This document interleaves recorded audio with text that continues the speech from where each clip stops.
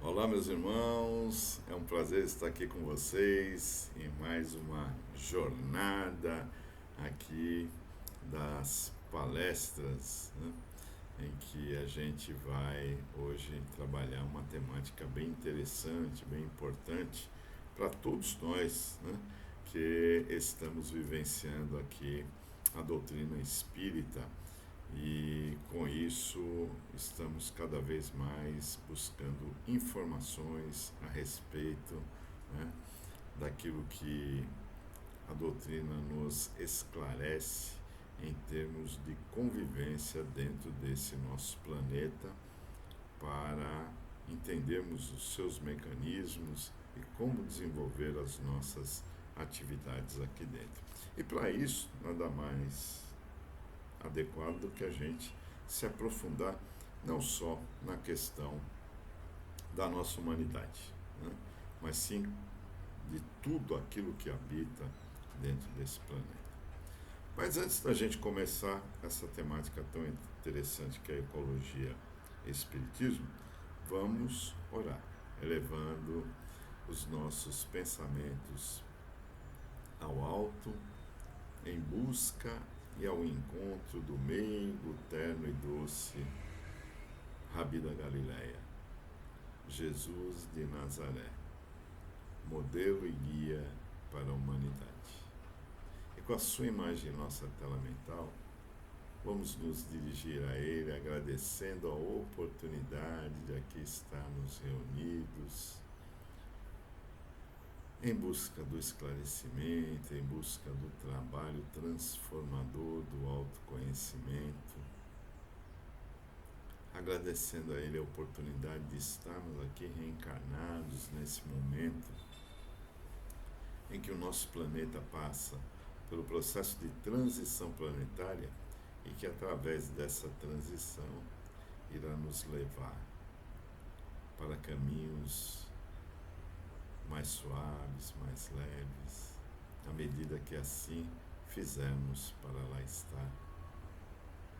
Então, Jesus, agradecemos a Ti, porque hoje já percebemos outros valores além da matéria, porque hoje já buscamos a Ti na Sua essência. Hoje buscamos a Ti sabendo que Tu és amor, compaixão, perdão, e que Tu, principalmente, nos entende nas nossas imperfeições, apegos e vícios. Por isso, Senhor, Te amamos e rogamos a Sua presença ao nosso lado, para nos fortalecer na busca do sucesso pleno nesta jornada. Rogando ainda, Senhor, por aqueles que sofrem as agruras das provas e expiações, e também os que sofrem os infortúnios ocultos, por aqueles que ainda não despertaram para Ti, por aqueles que ainda se comprazem no mal, na perversidade. Ilumina-nos a todos nós, Senhor, para que tenhamos êxito nessa jornada transformadora. Que a Tua paz, o Teu amor e a Tua luz nos siga não somente agora, mas por todo o transcorrer da nossa imortalidade. É isso, meus irmãos, então vamos falar um pouquinho sobre a questão da ecologia. Antes, porém, eu gostaria que vocês guardassem aí um diálogo, né, entre Mateus e Jesus. Mateus pergunta a Jesus: Mestre, qual é o maior mandamento da lei? E Jesus respondeu: Ame o Senhor, o seu Deus, de todo o seu coração, de toda a sua alma, de todo o seu entendimento. Este é o primeiro e maior mandamento. E o segundo é semelhante a ele: ame ao seu próximo como a si mesmo. Destes dois mandamentos dependem todas as leis e os profetas. Né? São dois mandamentos que já existiam à época de Jesus, né? Foram apenas destacados com maior intensidade por ele. E aí a gente vê que tudo está dentro desse processo. Mas vamos aqui com a ecologia e depois a gente comenta essa questão aqui que eu levantei para a gente poder pensar um pouquinho sobre ela, né? Então, a ecologia é a ciência que estuda as relações dos seres vivos entre si e deles com o meio ambiente, né? Então, a ecologia é muito ampla, né? É de uma profundidade muito grande. E a gente vê que há um movimento aí que até está um pouquinho arrefecido de trabalhar o desenvolvimento do conhecimento e da evolução da ecologia. Então, a gente vê que não tem muita dificuldade, né, de perceber os traços comuns entre ecologia e espiritismo, né? A relação deles como ciências sistêmicas que procuram investigar, cada qual com sua ferramenta de observação, as relações que sustentam e emprestam sentido à vida. E essa visão sistêmica da realidade se revela de forma tão explícita, tanto na ecologia como no espiritismo, né, que o que aparece em certas obras espíritas poderia perfeitamente embasar alguns postulados ecológicos, né? Na Gênese, por exemplo, que a gente sabe que é uma das obras básicas da doutrina espírita, a relação de interdependência preconizada pelos ecologistas aparece descrita da seguinte maneira por Allan Kardec. Assim, tudo no universo se liga, tudo se encadeia, tudo se acha submetido à grande e harmoniosa lei de unidade. Olha que interessante, né? Então, está ali dentro daquela unidade e vai transformando, vai evoluindo, né? Vai se interligando. Diz ainda, né, Kardec em outro trecho, que de sorte que as nebulosas reagem sobre as nebulosas, que os sistemas reagem sobre os sistemas, como os planetas reagem sobre os planetas, assim como os elementos de cada planeta reagem uns sobre os outros, e assim sucessivamente até o átomo, né? Olha, a gente vê que há todo um processo da base, do mínimo, do pequeno até o maior, tudo se encadeando, se entrelaçando entre eles. É muito interessante. Isso só uma inteligência suprema como a de Deus poderia desenvolver, poderia fazer que ocorresse esse processo, né? É um processo que a física estuda, né? Essa grandeza chamada vida, que está em níveis muito mais elevados que a gente possa imaginar. Segue ainda dizendo que a percepção de uma realidade sistêmica em um universo onde a figura de Deus está presente, é traço comum em todas as doutrinas ou tradições religiosas. Isso também inclui o espiritismo, né? Porque a gente, aliás, é a primeira pergunta que Kardec faz à espiritualidade, né? Que é Deus? Uma pergunta assim de uma inteligência grandiosa, de uma grandeza maior, de alguém que realmente já estava num nível muito mais evoluído do que a maioria dos que se encontravam naquela época junto com ele, né? Em 1800 e tanto. Lá. Então ele não pergunta quem é Deus, ele pergunta o que é, né? Porque na realidade a gente ainda não tinha uma percepção mais clara, né, do que isso significava, né? Então a gente vê que Deus está em todas as religiões, está em todas as filosofias que preconizam, né, a imortalidade do homem. Já o físico austríaco Fritjof Capra afirma que a percepção da ecologia profunda é percepção espiritual ou religiosa, né? Então ele pegou o sentido, ele pegou aqui a conexão dessa condição da ecologia com a percepção espiritual ou religiosa.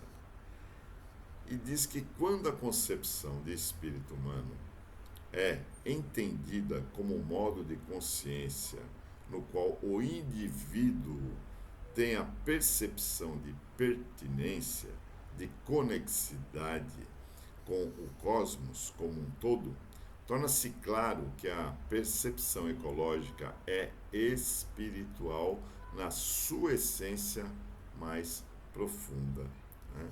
Então, até porque sabemos, né, que tudo emana de Deus, é o Criador incriado, que tudo produz, que tudo cria, que tudo coloca à disposição da humanidade, dos processos evolutivos, sempre com a finalidade, né, de crescer, de evoluir.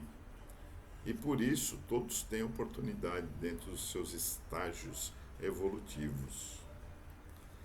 Por espírito se entende a capacidade das energias primordiais e da própria matéria interagirem entre si, de se autocriarem, o que se chama autopoiese, de se auto-organizarem, de se constituírem em sistemas abertos, de se comunicarem e formarem teias cada vez mais complexas de inter-retro-relações que sustentam o universo inteiro. O espírito é fundamentalmente relação, interação e auto-organização em diferentes níveis de realização. Olha que interessante esse processo, que é muito mais profundo do que a gente às vezes pode perceber, né?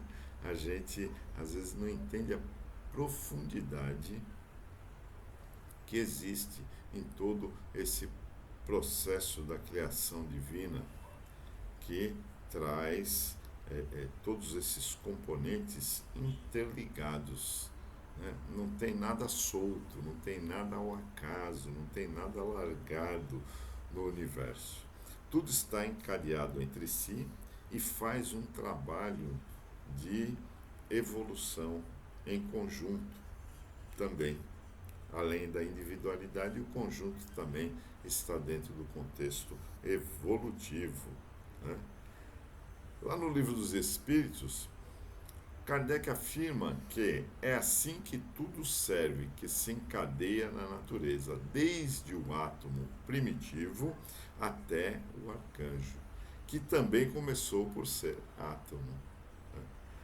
Na visão espírita, esse encadeamento de todos os seres se resolve de uma maneira que lembra, por vezes, o evolucionismo de Darwin.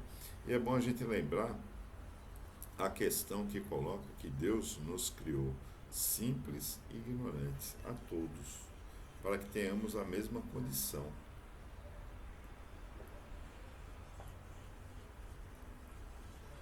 Para que tenhamos todos a mesma possibilidade, né? Então, dentro desse contexto de possibilidade que a gente vai trabalhando a nossa evolução através da aquisição do conhecimento, do intelectual, do conhecimento moral, e aí vamos progredindo, né? O darwinismo inspirou uma das perguntas feitas ao Espírito Emmanuel no livro Consolador. A resposta se deu através da psicografia de Chico Xavier. A pergunta, a ideia de evolução que tem influído na esfera de todas as ciências do mundo, desde as teorias darwinianas, representa agora uma nova etapa de aproximação entre os conhecimentos científicos do homem e as verdades do Espiritismo? E aí Emmanuel responde da seguinte forma: todas as teorias evolucionistas no orbe terrestre caminham para a aproximação com as verdades do Espiritismo, no abraço final com a verdade suprema. A resposta sugere que, se não há plena identificação entre as diferentes correntes, há sinergia. Ou que a ciência da Terra avança na direção daquilo que a espiritualidade afirma como verdade. Então, a gente vê, através dessa resposta, concretizar aquela colocação que a maioria de nós já tem conhecimento, que é de que primeiro acontece no plano espiritual, depois, vai ser desenvolvido aqui no plano material. As ideias vêm de lá para cá, e aí elas vão se desenvolvendo, mas antes se desenvolveram lá. O primeiro estágio da evolução das ideias, das propostas, das transformações, das novidades, benéficas evidentemente, as do bem, elas ocorrem lá no plano espiritual e depois chegam até aqui. Então depois é que a gente vem ver essa verdade do plano espiritual se concretizar aqui na matéria. Nas obras espíritas, explica-se como a jornada evolutiva se desdobra pelos 3 reinos da natureza, mineral, o vegetal, o animal. Então esses são os 3 reinos que vão se trabalhando para o desenvolvimento, até atingir outros níveis. Sobre esse aspecto, o Dr. Jorge André dos Santos, um médico, professor e pesquisador do Instituto Cultura Espírita do Brasil, traz informações muito importantes sobre o dito assunto. Ele diz, por exemplo, que o mineral possui tanto a vida quanto o vegetal e o animal. Tem muita gente que acha que o mineral não tem nenhuma vida, não tem nenhuma essência. Evidentemente, quando a gente fala de vida, é muito comum a gente olhar para nós, para o humano, para a humanidade, que já está num grau de execução do seu próprio livre-arbítrio, que já está numa condição de raciocínio, de inteligência. Então, ele está num nível mais elevado que os outros reinos, e principalmente o reino mineral, como não é tão ativo quanto o vegetal e o animal, então há uma perspectiva de que o mineral não tem nenhum subsídio, não tem nenhuma impressão de vida como tem no vegetal e o animal. É um equívoco, porque desde lá já começa o processo da evolução. Porque tudo que há no planeta tem uma finalidade. Nada está ao largo, nada está abandonado. Tudo tem uma motivação. E é dentro desse contexto da motivação que a gente precisa começar a entender com mais largueza, com mais profundidade esse processo da evolução.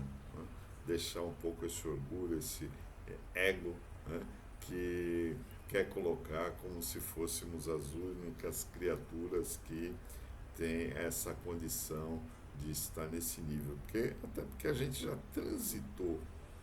Não eu fui uma pedra, ou eu fui uma rosa, ou eu fui uma árvore, ou eu fui um cachorro ou um cavalo. A essência estagia por esses reinos e vai evoluindo, adquirindo consciência até eclodir na condição hominal. Então, a gente precisa entender que, por exemplo, o princípio unificador, a essência que preside as formas e o metabolismo da flora e fauna, também estão lá no reino mineral. Olha que porque está tudo em germe ali para ser desenvolvido. e vão presidindo as forças de atração e repulsão, em que átomos e moléculas se unificam e equilibram. Do simples fenômeno químico até as manifestações humanas dos nossos dias, existe princípio espiritual regendo e orientando. Claro que sob formas variáveis, né? Elastecendo-se e ampliando-se à medida que a escala evolutiva vai avançando. Que coisa maravilhosa! Que é essa possibilidade que nos é concedida pela espiritualidade, né, de ampliar a nossa escala evolutiva. Assim como também nós temos a nossa escala, assim como existe uma escala dos Cristos. Olha, entre os Cristos, porque não, chegou em Jesus, parou. Não, a evolução é constante. Então, à medida que ela vai se desenvolvendo, ela vai criando novas categorias. É que a gente ainda está num momento muito incipiente, estamos ainda muito na base, estamos ainda no início do nosso grande projeto de evolução. Então a gente ainda vai, né, caminhar muito ainda para poder ter um entendimento melhor, para poder ter uma visão mais profunda, mais clara, mais abrangente do que é esse processo chamado vida, que não se restringe única e exclusivamente ao nosso planeta, à nossa existência, né? A gente tem que entender que há muito mais, mas muito mais mesmo, a ser desvendado, a ser conhecido nesse nosso avanço dessa escala evolutiva, né? A ideia de que os reinos da natureza se apresentam como degraus da escada evolutiva também é elucidada pelo espírito áureo, através da psicografia de Hernani Santana, que diz: tais princípios sofrem passivamente através das eternidades e sob a vigilância dos espíritos prepostos. As transformações que hão de desenvolver, passando sucessivamente pelos reinos mineral, vegetal e animal, e pelas formas e espécies intermediárias que se sucedem entre cada dois desses reinos. Então, olha, que interessante esse processo que a maioria de nós não para analisar, não para pensar. Não é uma questão do hoje para amanhã que vai se resolver. É uma frase que eu tenho usado muito, tento usar inclusive para mim mesmo, que é de Kardec, que é maravilhosa. A evolução não dá saltos. Então, essa nossa ansiedade, pelo menos a minha, é garantida, não deveria, né, se fazer presente na nossa existência. Por quê? Porque o processo é lento e gradual. Mas a gente quer resolver as questões assim de bate-pronto, né? A gente quer resolver do dia para a noite. E isso não é assim que acontece. Por quê? Porque as coisas necessitam de amadurecimento, de maturidade, né? O processo vai se desenvolvendo e a gente vai aprendendo.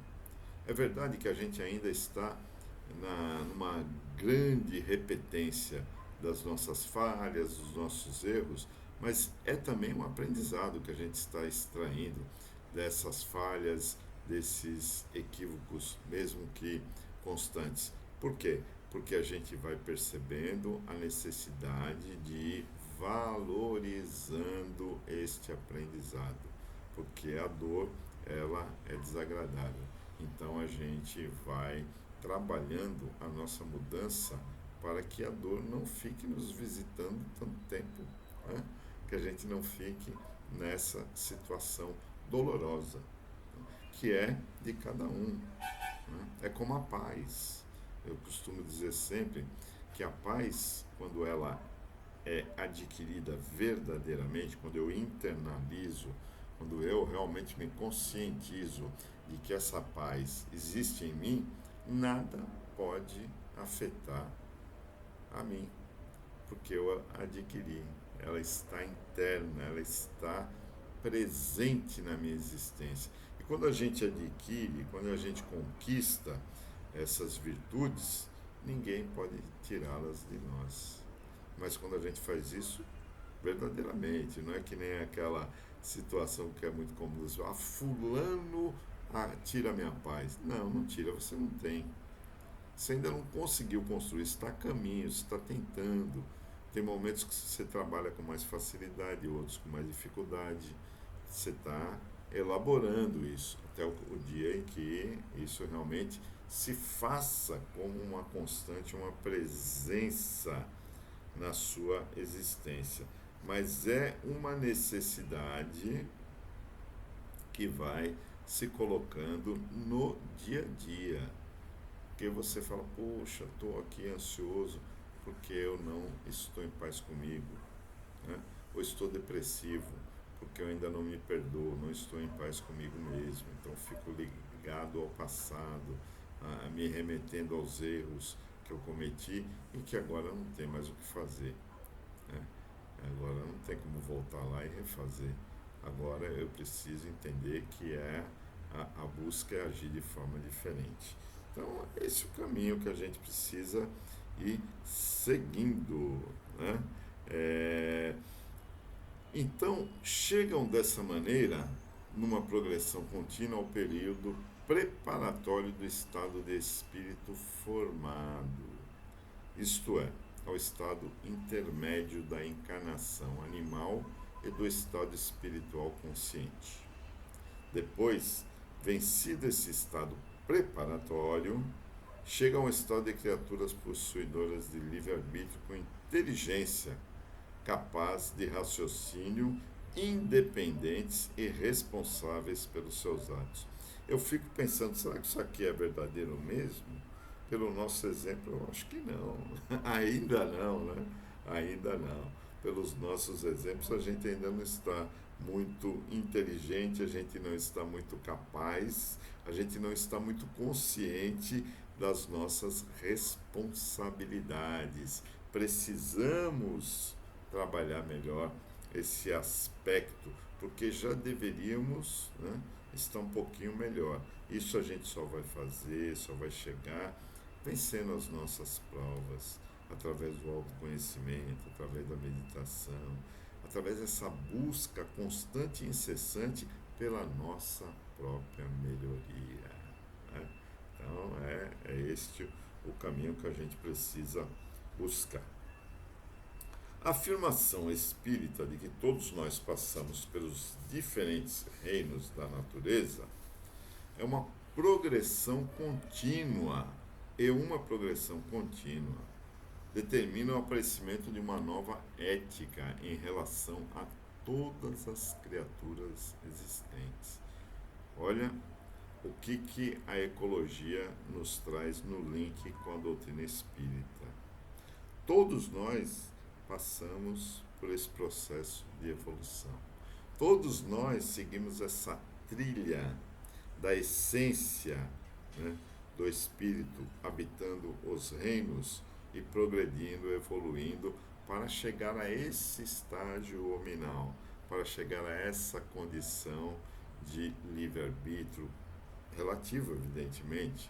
Nosso conhecimento ainda é muito pequeno, não tem como ele ter um livre-arbítrio pleno, mas temos, já podemos optar por aquilo que a gente quer fazer e também ter essa percepção da nossa capacidade intelectiva, da nossa inteligência, da nossa vontade, que vai fazer, né, com que a gente possa entender-se dentro desse contexto já num nível mais elevado, o que fará, com certeza, com que a gente olhe para os nossos irmãos que estão na retaguarda, os nossos irmãos da retaguarda hominal e os nossos irmãos da retaguarda animal, vegetal, mineral, que estão todos aqui dentro do contexto da evolução, passando por esse processo.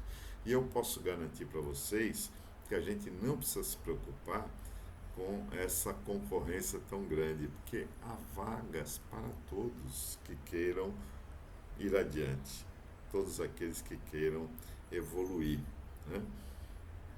Então a gente tem essa visão diferenciada e clareada já na doutrina espírita, mas que a ecologia vem trazer mais profundidade para que a gente pare, pense e analise o que está acontecendo. Que os demais seres vivos poderiam ser considerados nossos irmãos em evolução. Já pensou se a gente fizesse isso? Né? Que hoje estão em estágios mais inferiores aos que nos encontramos.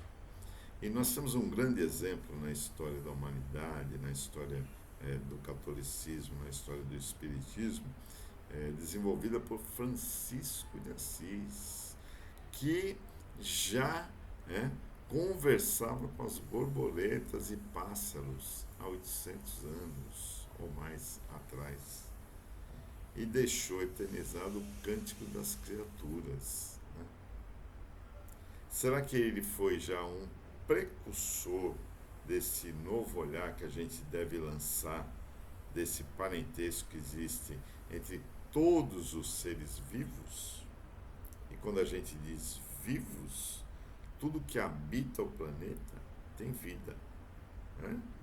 Tudo tem vida. Não é só a gente que está na condição humana. Tudo que está aí está pulsando, está vivendo dentro das suas possibilidades. Eu tenho visto alguns exemplos de cães que deixam os humanos assim numa situação difícil, viu? Que é uma amorosidade que nós, em estado de humanidade, ainda não tivemos em plenitude. Né? E olha que interessante, né? Esse novo olhar, né? Que reconhece essas relações de parentescos, confirmam os surpreendentes graus que existem no exame de DNA. Né? Que, por exemplo, diz que temos 30 mil genes. E embora no topo da cadeia evolutiva, né, nós estamos no estágio aí final nesse processo de evolução animal, né, a diferença nossa para os ratos é de apenas, então, somente 300 genes. Já pensou? Eu, do ratinho que está ali, que a gente quer matar, que a gente não entende a sua função, não entende a sua perspectiva, dentro desse contexto a gente só tem uma diferença tão pequena de 300 genes. Né? Mas tem mais. Em relação, por exemplo, aos vermes, são apenas 10 mil genes a mais. O que é um verme para um homem? Só 10 mil genes. É pouco, não é? Então a gente vê que é muito pequena essa diferença, né, em termos genéticos. E aí a gente precisa analisar melhor essas questões. Né? O fato é que os espíritas e os ecologistas têm motivo de sobra para defender a mesma causa: a proteção da biodiversidade. Se para o ecologista a expressão equilíbrio ecológico revela a capacidade de um ecossistema se manter perene por si mesmo, sem que o homem interfira nesse software inteligente da vida, comprometendo sua resiliência, para nós espíritas há que se reconhecer algo mais: a importância da escada, cujos degraus precisam suportar a evolução de outros, que, como nós, têm o mesmo direito de existir e seguir em frente. Né? Então a gente precisa se dar conta dessa realidade desses nossos irmãos que caminham junto com a gente. Né?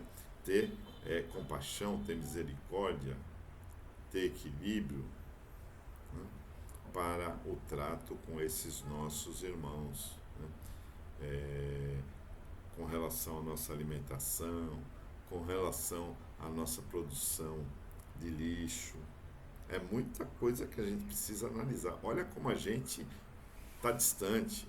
Você passa aqui em Salvador, você vê carros abrindo a janela, jogando lixo no meio da rua, jogando latinhas, jogando inclusive coisas que podem causar um acidente, podem levar a um óbito, né? Então a gente vê amontoados de lixo nas ruas que não são tratados adequadamente a partir de nós, que nós somos os precursores de tudo que ocorre no nosso planeta, né? Nós é que somos a base, a estrutura, que geramos tudo isso. E olha que interessante, o planeta está dentro de nós. Já pensou sobre essa questão? Né? Somos feitos rigorosamente dos mesmos elementos que constituem esse nosso planeta. A palavra homem, de onde vem humanidade, tem origem no latim humus. A palavra Adão, que aparece simbolicamente no Velho Testamento como a primeira criatura humana, significa terra fértil em hebraico.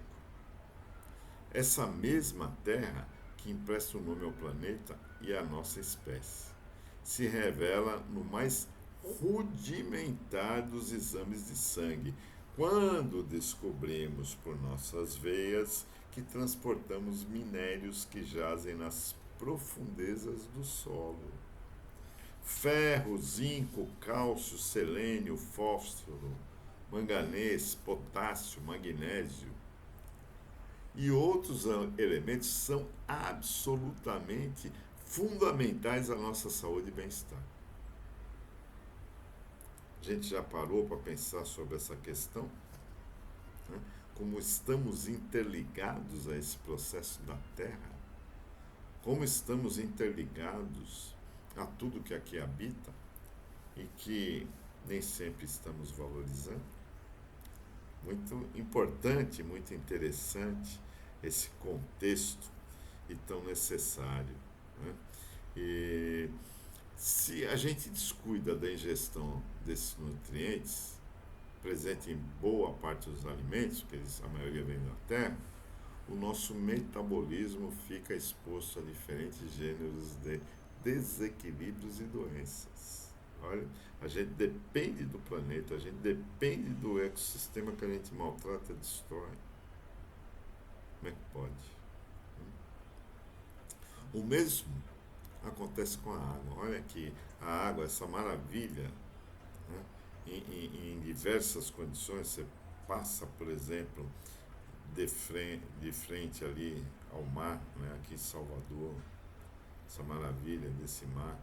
Isso é um alento, né? É assim, algo reconfortante a gente ficar olhando ali alguns segundos, alguns minutos de frente ao mar, né? Vendo aquela água toda maravilhosa.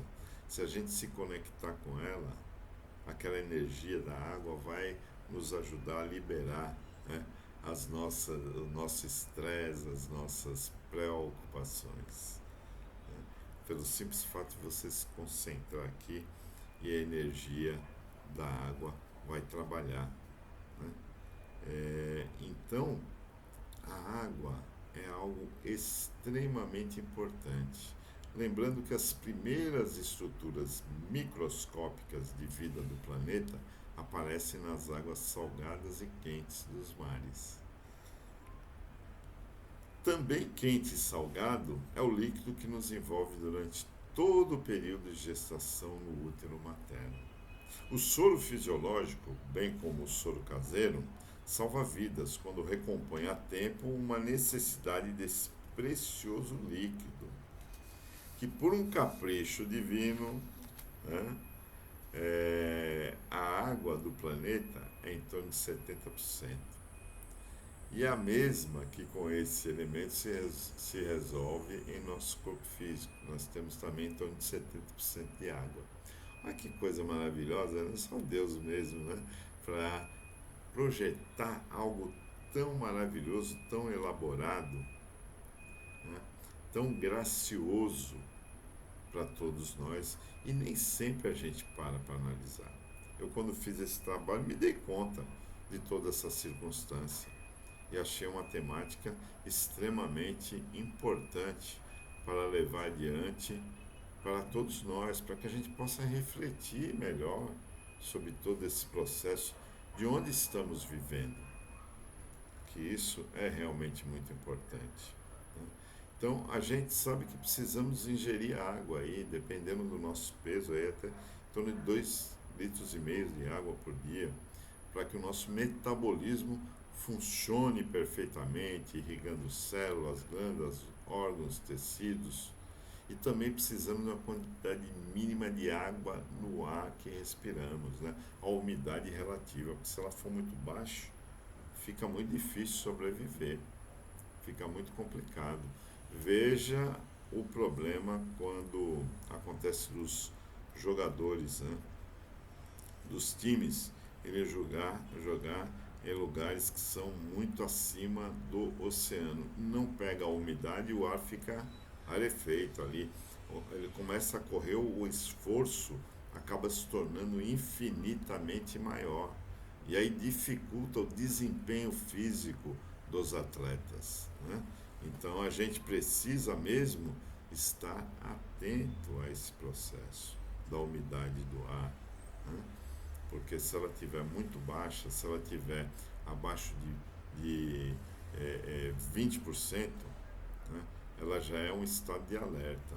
E abaixo de 12% é um estado de emergência, né? Então a gente tem que ter aí no mínimo entre 20% e 30% de umidade do ar para a gente poder respirar um ambiente, né, melhor, um pouco de vapor d'água misturado ao ar. Então, a gente vê que, por exemplo, o elemento fogo, né, que ele se mostra aí simbolicamente em diferentes fenômenos fundamentais à manutenção da vida. Vem do Sol, por exemplo, a energia que sustenta todas as estruturas vitais do planeta. Sem o Sol não haveria vida no planeta, né? Não teríamos como fazer, né? E o núcleo do Sol é composto de uma grande massa de magma incandescente. O que se conversou no chamar de efeito estufa é a capacidade da atmosfera reter parte do calor irradiado pelo Sol. Trata-se de um fenômeno natural, o efeito estufa. Se bem que a gente ouve falar muito ultimamente, mas ouve falar de uma forma negativa. Ah, porque o efeito estufa, o efeito estufa. O efeito estufa é algo natural, é algo que está aí para nos auxiliar, né, a manter o globo terrestre numa faixa média de 15 graus centígrados. Só que a gente extrapolou muito isso. Por quê? Porque a agressão do homem, né, para com esse efeito estufa, né, através da emissão de gases, né, da queima de petróleo, de combustíveis fósseis, né, do gás, está gerando imensos problemas para a humanidade, mudando todo o nosso clima. A gente sabe que ainda tem possibilidade aí de ter coisa muito grave, muito triste aí com a continuidade desse processo. Porque as geleiras lá do Polo Ártico estão derretendo e vão aumentar o volume dos oceanos. Aumentando o volume dos oceanos, muitas cidades poderão ser devastadas pela água. É interessante, né, que somos animais de sangue quente, né, e graças ao trabalho ininterrupto de um poderoso músculo do tamanho de uma mão fechada, que irriga vida para todas as partes do corpo humano. O coração é a grande usina de calor do organismo, símbolo maior do amor e da nossa capacidade de doar, de nos entregar, de manifestar os mais nobres sentimentos.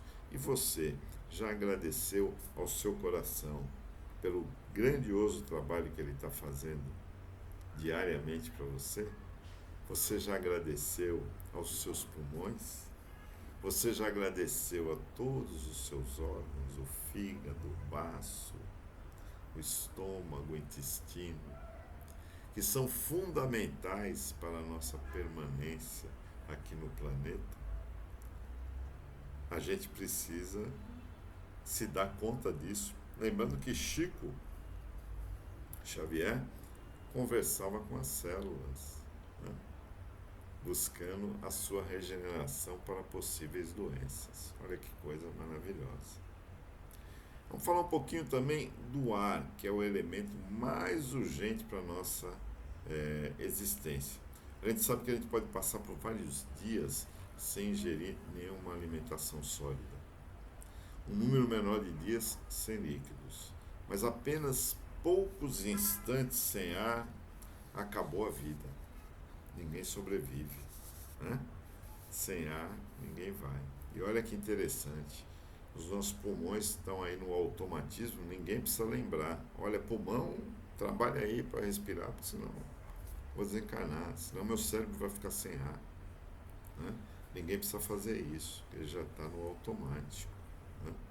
Inclusive na Índia, a gente sabe que tem lá a tradição do prana, ou força vital, que é absorvido através da respiração, né? São aquelas nuvenzinhas, quando a gente fica olhando muito ali para as nuvens que estão, ou para as nuvens não, para o ar mesmo, onde você se encontra, que está sob o efeito dos raios solares, a gente vê aqueles formatos, né? Que se desenvolve lá. É o prana, né? E a gente sabe que o prana ele é absorvido pela nossa respiração, né? As meditações, várias práticas e tipos de meditação preconizam com consciência, entendendo a inspiração e a expiração como importantíssima ferramenta de troca de energia com o meio que nos cerca, trazendo equilíbrio, né? Regulando o batimento cardíaco, harmonizando os centros de força, os chakras, que acumulam e distribuem energia vital. E ajuda ainda a clarear o raciocínio e apaziguar as emoções. Você entra em estado de sofrimento, passe a respirar profundamente. Respira, inspira, expira pelo nariz. Fica 2, 3 minutos fazendo essa inspiração, retém, né? Inspira com 4, conta até 4 inspirando, conta até 4 retendo e conta até 6 expirando. Você faz isso 2 minutos, você vai se acalmar, vai se tranquilizar, vai ficar mais tranquilo. Olha que coisa boa, né? Quando a gente vai analisando todos esses aspectos, esses elementos para as nossas vidas, né, a gente tem que reconhecer que sem água potável, sem terra fértil, sem o ar respirável e a incidência adequada de luz e calor, o nosso projeto evolutivo encontra-se muito ameaçado, né? Porque a gente está destruindo o nosso meio ambiente e as melhores condições para a nossa sobrevivência, né? As condições cada vez menos acolhedoras da nossa casa, o planeta, tornam o ambiente hostil à vida humana por nossa própria imperícia, por a nossa imprudência e negligência. A gente está sofrendo as consequências dos estragos que determinamos ao meio ambiente, né? E que nos cerca, porque na verdade o que está fora também está dentro, como a gente falou, né? Não é mais possível separar a humanidade do planeta. O meio ambiente começa no meio da gente, né? Então a gente precisa trabalhar essas questões, Porque quando a gente está trabalhando as questões, voltando ao início, vocês lembram que eu falei, né, sobre o questionamento de Mateus a Jesus, né, qual o maior mandamento da lei? Amar a Deus. Quando a gente ama a Deus, a gente ama a toda a sua criação. Mineral, vegetal, animal e hominal. Vivemos numa sociedade que ainda não conseguiu nem amar a si próprio. Que coisa impressionante. A gente precisa trabalhar o auto-amor. A gente precisa trabalhar o auto-perdão. A gente precisa trabalhar o autoconhecimento. A gente precisa trabalhar a meditação. A gente precisa trabalhar o conhecimento da verdade libertadora da nossa própria essência, para que a gente tenha condições de preservar a nossa própria casa, para que a gente possa, então, regressando ao plano espiritual, poder dizer a Jesus ou a quem for nos receber que a gente fez o máximo possível para cumprir a nossa parte, que estamos com a consciência tranquila e que vamos nos preparar para numa próxima estarmos melhores ainda. É lógico que Jesus, o meigo, terno e doce Rabi da Galileia, ficará muito feliz com essa nossa postura, à medida que a gente realmente se dedicar a este processo amoroso de amor, de evolução. Que o Mestre Jesus, o meigo, terno e doce Rabi da Galileia, possa continuar nos fortalecendo, nos auxiliando para que o amor se expanda, para que a compreensão, para que o conhecimento interior, percebendo os valores que a própria Terra, que o próprio planeta nos dá, para que tenhamos vida plena, para que tenhamos possibilidades infinitas de transformação. Abençoa-nos, portanto, Senhor, nessa jornada, para que tenhamos bom ânimo na superação das nossas imperfeições, assim como Tu nos recomendou. Que tenhamos bom ânimo, porque Tu venceste o mundo e nós também poderemos vencer. Que o Mestre Jesus nos envolva agora e sempre. Muita paz a todos vocês.